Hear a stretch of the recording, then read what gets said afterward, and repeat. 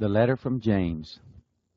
James, a servant of God and of the Lord Jesus Christ, to the 12 tribes which are in the dispersion, greetings. Count it all joy, my brothers, when you fall into various temptations, knowing that the testing of your faith produces patience. Let patience have its perfect work, that you may be perfect and complete, lacking in nothing.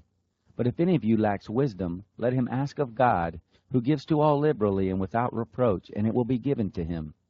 But let him ask in faith, without any doubting. For he who doubts is like a wave of the sea, driven by the wind and tossed. For let that man not think that he will receive anything from the Lord. He is a double-minded man, unstable in all his ways. But let the brother in humble circumstances glory in his high position, and the rich in that he is made humble, because like the flower in the grass he will pass away. For the sun arises with the scorching wind, and withers the grass, and the flower in it falls, and the beauty of its appearance perishes. So also will the rich man fade away in his pursuits. Blessed is the man who endures temptation, for when he has been approved, he will receive the crown of life, which the Lord promised to those who love him. Let no man say when he is tempted, I am tempted by God. For God can't be tempted by evil, and he himself tempts no one. But each one is tempted when he is drawn away by his own lust and enticed. Then the lust, when it has conceived, bears sin, and the sin, when it is full grown, brings forth death.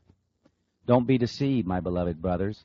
Every good gift and every perfect gift is from above, coming down from the Father of lights, with whom can be no variation nor turning shadow. Of his own will he brought us forth by the word of truth, that we should be a kind of first fruits of his creatures.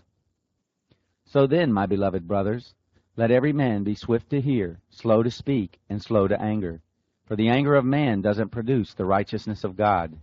Therefore, putting away all filthiness and overflowing of wickedness, receive with humility the implanted word, which is able to save your souls. But be doers of the word, and not only hearers, deluding your own selves. For if anyone is a hearer of the word and not a doer, he is like a man beholding his natural face in a mirror. For he sees himself and goes away and immediately forgets what kind of man he was. But he who looks into the perfect law, the law of freedom, and continues, not being a hearer who forgets, but a doer of the work, this man will be blessed in what he does. If anyone among you thinks himself to be religious, while he doesn't bridle his tongue, but deceives his heart, this man's religion is worthless.